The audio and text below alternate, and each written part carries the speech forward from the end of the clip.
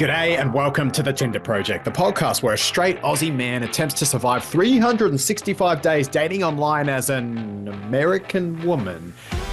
I'm your host, Mark Rosenfeld, Australia's dating coach for women. I'm here with my sidekick, self-love coach, Teal Elizabeth, and together we have one mission: to make meeting good men fun and easy for you. Let's give it a whirl. Can I survive 365 straight days dating online as a woman? What is our most profound single date learning? And is a man who has a history of major trauma a red flag? Welcome back to the Tinder Project. It is fantastic to have you here. I'm glad you joined us, and I have someone very special with me, the amazing, the wonderful, the beautiful Teal Elizabeth. Hi, guys. Good to be back. It's great to have you back, Teal. How are you? Are you well? I'm doing good. Yes. Good, good. Well, we have a bit of an update on the project for you, Teal. I promised this Yes. for you last week. Please tell me all the Are you details. ready for this? Okay, so Yes. guys, we went through June. Technically was still a warm-up month, but I want it to be a good warm-up month. Technically, I started my clock on the 1st of July, but June was the warm-up month. And so I said in June, I want to compare two different apps just to get a feel for the project and feel what I'm going to be doing for the next year. So I asked one of my clients for her permission. She is 57. She's from Boston. And I said, hey, we'll call her Linda. Hey, Linda, can I borrow two of your accounts, please? Or can I take two of them over, is more to the point, and run a warm-up of the Tinder project on that? She said, Mark, go for your life. So Teal, this part of the experiment was I did not actually want to take Tinder for this part because I just finished a different warm-up on Tinder. So I wanted to jump over to Bumble and feel that out and compare it to Match.com. Slightly more mature age group. It's typically sort of common knowledge that Match would do better. My hypothesis was, though, that some of the apps such as Bumble and Tinder are leaning towards a little bit of a more mature crowd as well, if nothing else from simply the sheer number of, and volume of users, and that these apps would do pretty similarly in their performance. Well, my hypothesis was proven wrong, Teal. What? No Yeah. way. Yeah, it was proven quite wrong. So across the month, I ran both of these apps for the client. Now, the rule was half an hour a day, no more than that on the app. So I kept to that boundary. And I was basically being the same person, using the same profile. Everything else was pretty much the same. So here's what happened across the two apps. We'll start with Match. Across Match, we spoke across the month, we chatted to 26 men across the month of June. And of those, 8 turned into phone calls for the client. Okay. Those are good numbers, I'd say. Pretty solid, pretty solid. It was about 33%. And we viewed about 86 people to get that many. So 86, we basically had, of the 86 people we looked at, we had 9 that ended up turning into essentially dates, phone dates. When So you that's say around, looked at, are you saying matched with as no, well? just viewed, literally Just just viewed. viewed. Just the very starting point, literally just viewed. Matched with was the 26 basically Oh, okay. that we chatted to. That's about 9% of the total that we viewed becoming chats, and about 30-ish% of the ones we're chatting to becoming phone calls. So pretty good. And actually very similar to my numbers on Tinder the month before. About 1/3 of chats turned into a phone call. Bumble was a completely different story. Chats were not getting off the ground. Using the same strategy, the men were not as responsive. And in the end, despite multiple different attempts, we only ended up with 1 phone call for the month. Really? Yeah. And this is under Linda's profile, This is correct? both under Linda's same profile, same everything else, same strategy. So we had about 10 times the success on Match compared to Bumble, which I did not expect. I thought Match might be a little bit better, but it was really interesting to see. And I can't help but wonder, Bumble is changing their algorithm around at the moment to allow men to message first, which is a very interesting change after many, many years. Their original strategy was, well, we don't want to be Tinder. These women are getting their inbox overflowed. We're going to have women control the inbox. And that seemed to help. And certainly lots of people appreciated that. It's still a huge app.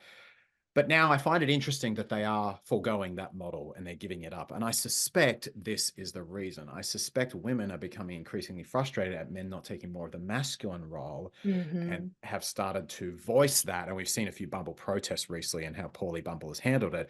And it does seem, at least from my experiment in this more mature age group, that in this case, the men were a lot less active. Interesting. What I suspect is also happening is Bumble is accentuating the effect that if your profile isn't an absolute standout, like if it's not in the top sort of 3 to 5% of profiles, the general type of guy that Bumble is going to attract is going to get you less responses than that same profile might on another app, because Hmm. Bumble leans a little bit towards those guys that go, oh, I want the woman to take the lead. If you're, or if you can't get your profile to be an absolute standout bombshell, I think Bumble's going to be real tough for, especially in this age group. So final results match close to 10 times as effective as Bumble for this month. We got significantly more dates, way better return on our time, and we had less guys to go through to get there. Wow, that is really, really interesting. I love that you're just beta testing exactly like this. We can see real time what's going on. And I've always had that sneaking suspicion, anyways, about Bumble. I never actually encouraged or was excited about the Bumble style for exactly that reason. It's not encouraging men to step up and lean in. And it's actually doing the opposite. It's encouraging women to be the initiators, which we're not wanting to encourage. So it's interesting that they're actually switching their setup now. And I'm curious to see if that will change over time, or if they've kind of already laid their bed with what they're known for and now they're kind of screwed. Yeah, So, I agree. It's been interesting watching their share price. It hasn't been great lately, with other apps like Hinge taking over a bigger percentage of the market, but there's a lot to still be seen there. So we will see what's in the future of Bumble there. But I do have to say, based on this experiment, I'm much more hesitant to recommend it to my more mature age group clients at the very least. And to be honest, mhm. a general group of clients in general, it's gone down my list a little bit.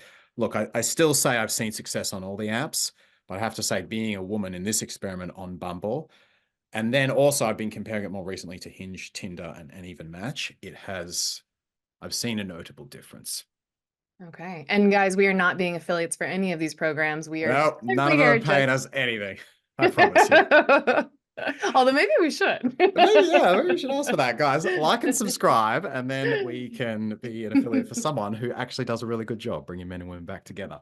We're gonna figure out Teal, what that is. I want to move on. You made a comment a couple of weeks back on the podcast, and you said, "Well, I find dating as a wonderful personal growth exercise because it teaches you about yourself."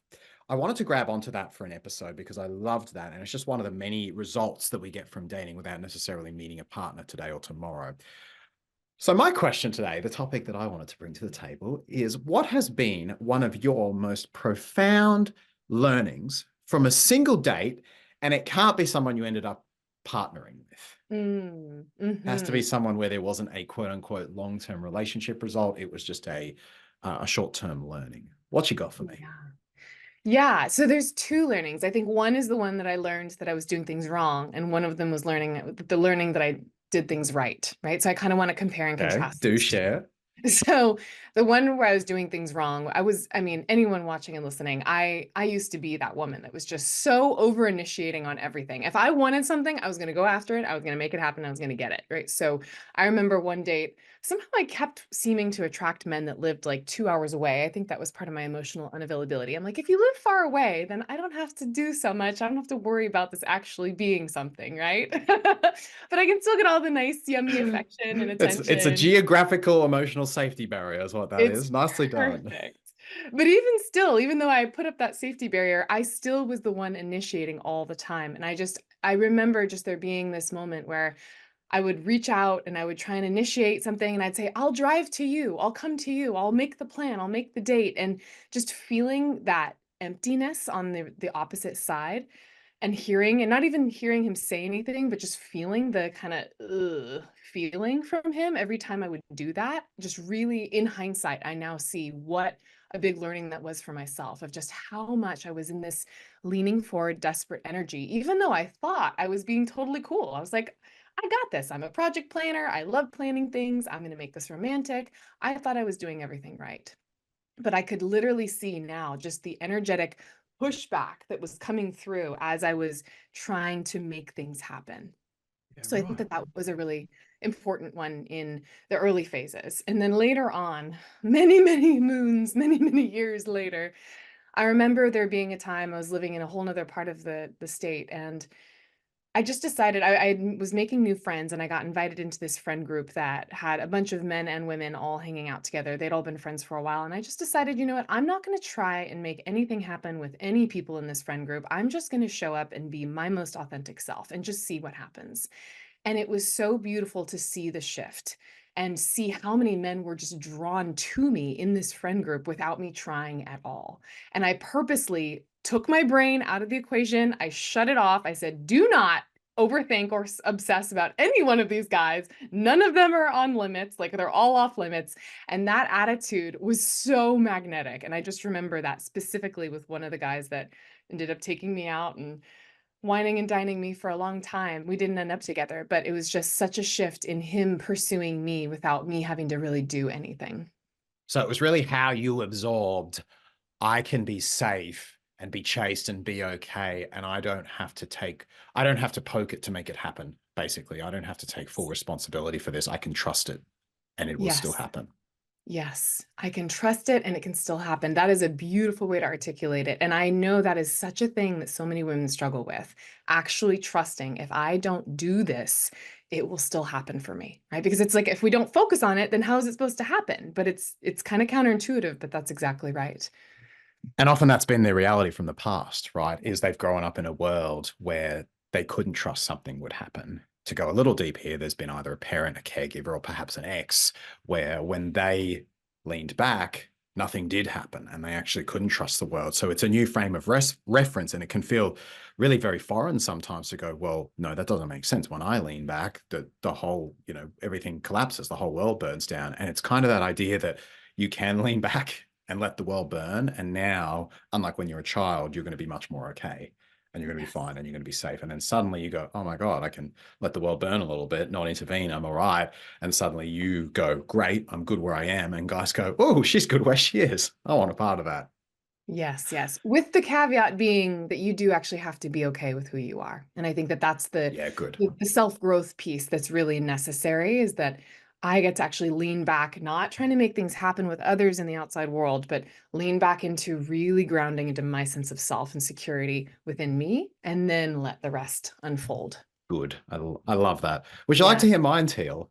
I would. I would It's a really little love. more superficial than yours, but it could be a good one for the listeners based on a man's experience. So, as you know, I had a lot of anxiety and a lot of social anxiety, especially around women. And so when I was first starting to go out, I think it was about 50, 69. So I started getting more confident meeting people.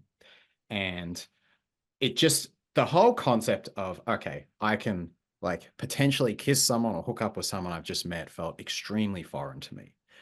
And I kept getting into these situations where I'd actually meet women or groups of women and meet one that I was interested in and interact with them. And so my buddies often would be somewhere else in the bar or the club. And this would go on for a while. And then it'd take however long it took. And then I'd leave and say, oh, yeah, we swapped numbers. And the guys from a distance away would say, Mark, why did you not try to kiss her? She was practically like leaning and begging you. I was like, was she? I don't know that she was, guys. I don't know. Oh, So after a while, I started to think, well, maybe they're actually right here. But I couldn't bloody get myself to do it. I was too shy. These women would give me signals. I'm like, I don't want to get rejected. I'm too shy here. So eventually, I gave my mate $100. And I said, if I do not attempt to kiss at least two women by the end of the night, you're keeping that. You promise? Boom. And that's what kind of got me over the threshold. That particular night, I did get rejected both times, but it taught me a very important lesson oh. that rejection is fine, that you're okay, that it's no big deal. Mm. And so I took that lesson and it flowed. This is a date lesson specifically. It flowed into a date for me. And I was with this woman and she seemed interested. I think I might have told her like a little bit of some of the story before. We were sitting on a park bench down by the river and she seemed to be really enjoying herself. So I'm thinking, okay, if she likes me, she's probably going to appreciate me at least trying, at least going for it. So I went for it. She turned her cheek. No biggie. I kind of figured out that rejection was okay now. But what shocked me, and I felt a bit uncomfortable. I was like, oh God, this isn't a nightclub. But what shocked me is she seemed still very comfortable. But she didn't really go anywhere. So I'd made no big deal of it, kept talking about whatever. And then I think half an hour later, I went, all right, she's still here. She's still being kind of flirty. I'm going to try again. I get rejected again. I'm like, all right, she's definitely going now. I've lost an hour. I'm a creeper. I'm bad, whatever. She didn't go anywhere.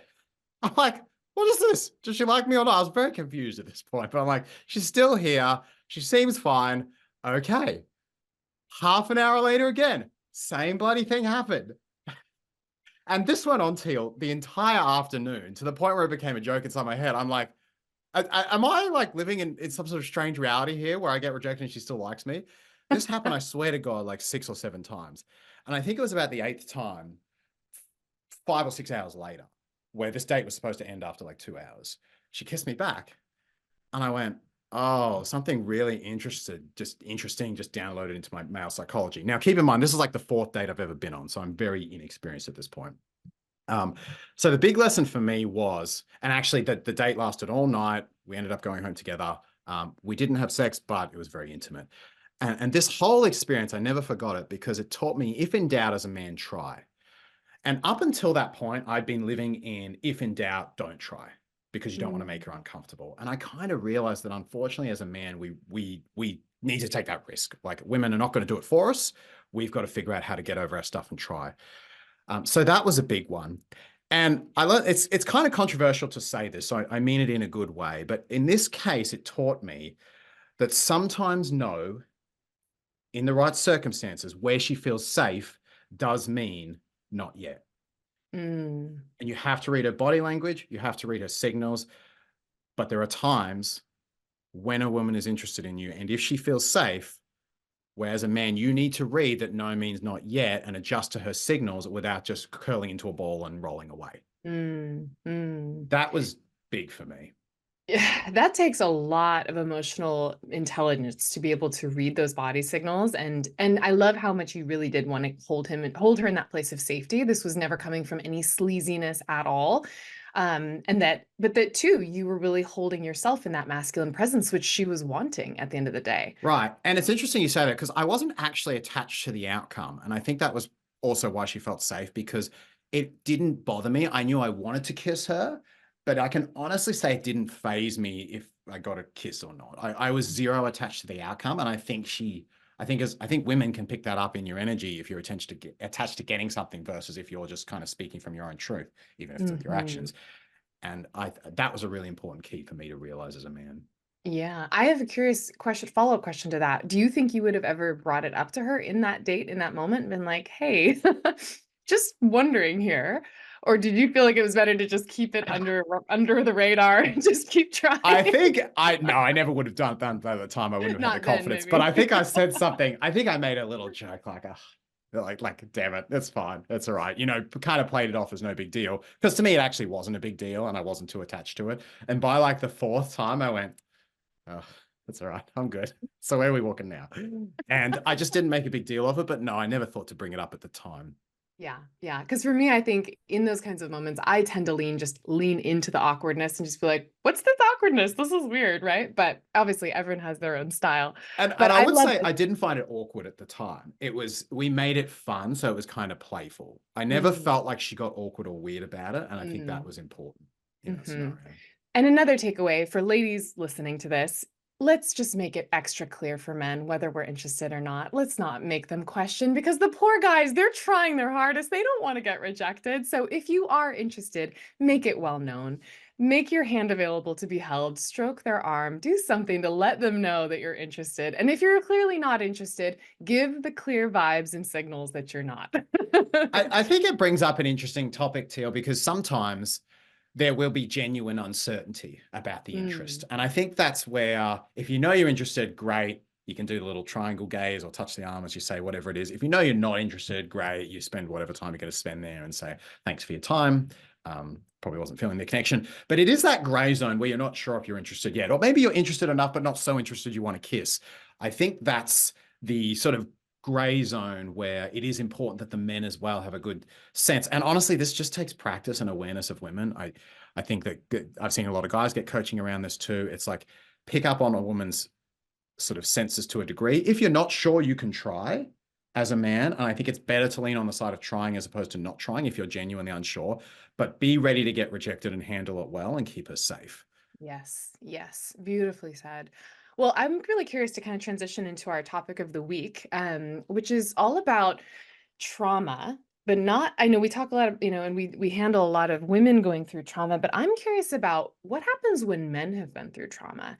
And do you think that if men have been through trauma in their past, Mark, that this is a red flag that women should run the other way from, or should they have compassion and open their hearts I, up to that? I love this question, Teal. Thank you for bringing it. So trauma, guys, can be contagious and it can spread. If you have not had your needs met, or let's say a parent of yours hasn't had their needs met, and so they've had to push down the parts of themselves that had needs, then if you as a child have needs, then it can really flare that wound in the parent. And if the parent's not able to heal that wound, suddenly the parent instead will dismiss your needs, and that's how trauma gets passed on. Trauma can also get passed on cross-generationally, where let's say a man was cheated on by his ex, now he becomes very untrusting and controlling of you, so you lose your autonomy being around him, and then you get minimized because his trauma has not been fully healed. So trauma is dangerous and it is contagious. That being said, we all have trauma to a degree, and this is very important. Some of the people who have been through the worst trauma on the planet come out as some of the best people. And in many cases, some people who have had what objectively might be seen as quite minor infarctions or trauma can be very, very messed up. Now, there's a lot of complex factors that can lead to how someone is affected by trauma.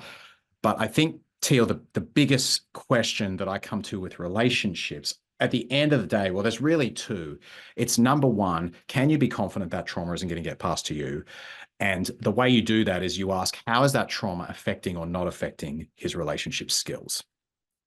Because we should do a whole topic on post-traumatic growth. Actually, it doesn't get talked about enough. But if trauma can be turned into growth, if someone can work through their trauma, and if someone can figure out, oh, I had this trauma, now I need to completely relearn how to set boundaries. Now I need to completely relearn how to open my heart to a partner. Now I need to do conflict in a completely different way.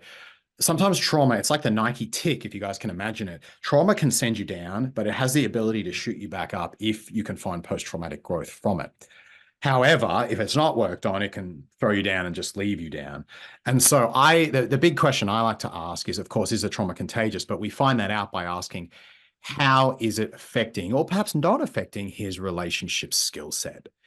Can he show up to the difficult conversations? How does he treat you when he's stressed? What does he do when he's triggered? What are his protective mechanisms when the trauma gets activated? Because at that point, you'll be able to tell if they come blasting out at you and you become the collateral damage of his trauma, or if he's done the work to hold space for the trauma, to heal it, to work around it, to at least have some degree of, okay, I know I've got this and I'm going to be consciously aware of what it could do to me, and I'm going to work on it so it's not going to spread to my partner.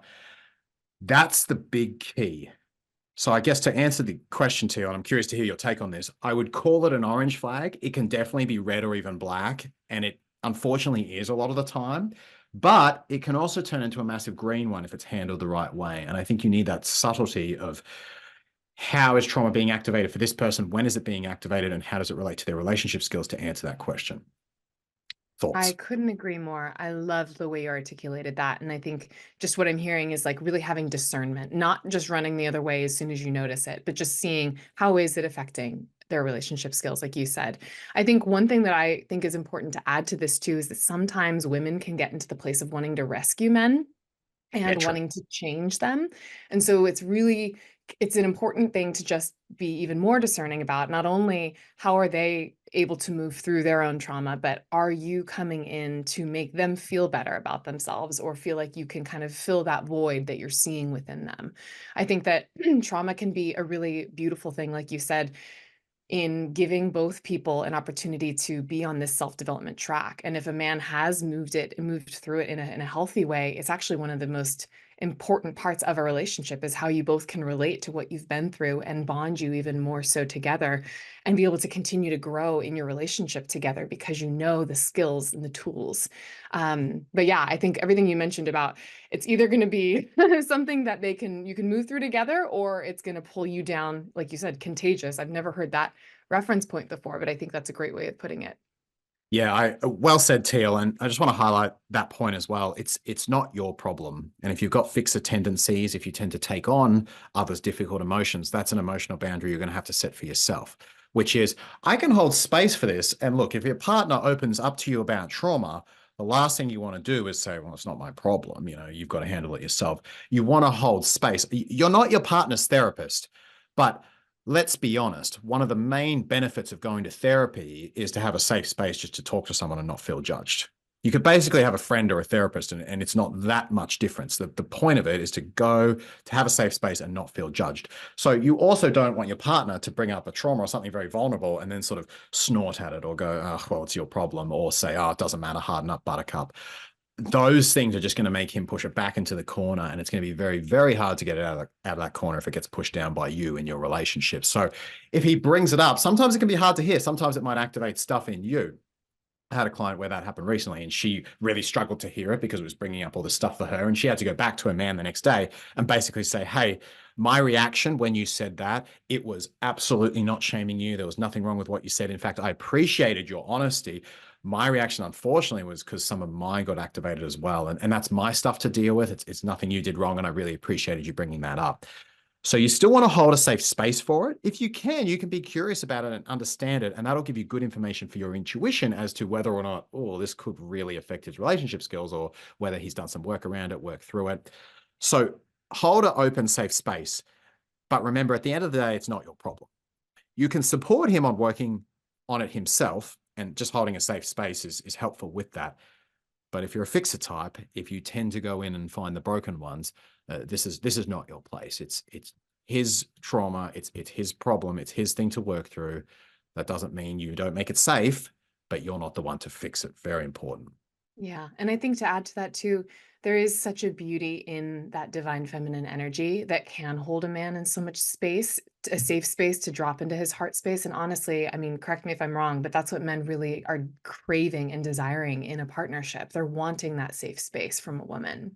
Yeah, because we can't get that from our buddies most of the time. I sort of have one buddy where I can be really, in my feelings and not feel judged for it. But as men, we don't have a ton of people who are like that. As Yeah. women, you tend to, it's your forte. You talk about your feelings with your girlfriends. You process things verbally. Most men don't really have that place. They may if they go to therapy. They may if they have a best friend who's more emotionally open-minded. But a lot of times, and there's some biological precedent for this. Emotions are seen by other male groups as not helpful. They can be harmful in war. They can make you vulnerable. There's various reasons why male groups do not promote the use of emotions and connection the same way a female group would. So in many cases, for many men, and this actually goes back to why men appreciate their former relationships often so much more than women, because in many cases, many men, it's the girlfriend, the wife is the only place they have that can hold that wide emotional space where they can just sort of dally around in it and explore a little bit, and not feel judged, not feel that they're incompetent or weak. Because for most men, you can't really do that around your buddies without being made fun of.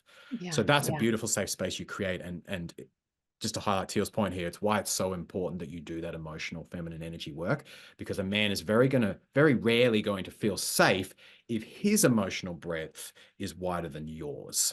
Yeah. You want to Yeah. be able to hold that space for him. And with that being said, also, we don't want to pry, because this is another part that I hear from women. They're like, oh, I just want to open him up. I just want to get in there. I just want to hear it all. Like, tell me all your trauma. I want to be here for it. Right. We have to let that open up naturally and Yeah. organically. Is that the And fix it energy coming in? If I know it, I can be useful to him. I can be, I can fix it. I can be either necessary. that, or I think just craving that deep connection, that real deep heart to heart bonding moment. Like we just thrive in that kind of energy. And men are not necessarily going to be the ones to jump in and be like, let me tell you all my trauma on the first date. So No. lots of times, volunteering little bits of vulnerability of your own first is a great way to be able to just test and see the waters. Does he have the capacity to go there without fully prying and digging into his heart space? Is a great kind of little tool. Yeah. You going into your vulnerable emotions, even if it's just a touch, talking about a time you felt sad or a time you felt scared or a time you felt guilty, you putting that out there makes that space safe for him to go, oh, maybe I could go there too. Because if she's already gone there, then she's unlikely to judge me for going there as well. So he feels safe to it's a little bit like Teal. I talk about the physical emotional paradox, which is men tend to explore the physical space and make the physical space safe. And it's like, if you're in a dark alley or a dark room, you want the man to kind of like open all the closets, look at stuff. And then once he's done that, you're like, all right, I'll go around in here. Even if it's a little dark, it's cool. With emotional world, the shoe is on the other foot, which is When you've shown that emotional breadth, a man will tend to go, okay, all right, I'll push around with a little sadness. So we'll see what that's like. All right, maybe I'll go into a little fear. We'll see. I You, love how you explain that. That's beautiful. yeah. You as a Yeah. woman, though, make that space first, and then he doesn't feel like the feminine or like he's going to be judged or called a pussy or anything when he goes there with you. Mhm. And I will say, ladies, that is the most juicy feeling to just be in that space with them, to make them feel safe. Like it is one of my favorite things to do. And it really is one of the big reasons we value having a woman and an amazing partner in our life so much. And as I say, you look at any study that looks at how men look back on previous relationships, it's always the guys saying how great she was. Always a little bit extreme, but the vast majority of the time. And it's because men get that very special experience and they don't get it very often, but they do get it with you. So as a recap, what I'm hearing is, ladies, if you're noticing little inklings of men having trauma in their past, it's not something you need to run away from. Just testing the waters, having discernment, and really seeing, as Mark so beautifully said, is it showing up in their relationship skills to better them and move them forward, or to hinder them and actually be a detriment? And from there, you can figure out how to move forward. Yep. If I had to simplify it, I'd say it's an orange flag that could turn either green or red. So get more information. Mm-hmm. Teal, thank you for joining me. Always a pleasure. Guys, if you want to speak to either of us individually, I will drop a link below this episode to our coaching pages where you can meet with us one-on-one. And of course, if you're enjoying the podcast, please give us a rating, a like, however it works on Spotify, iTunes, or the relevant podcast app. It has been a pleasure. Teal, you're the best. Thanks for being here with me. Talk to you next week. Bye. See you on the next episode. This has been the Tinder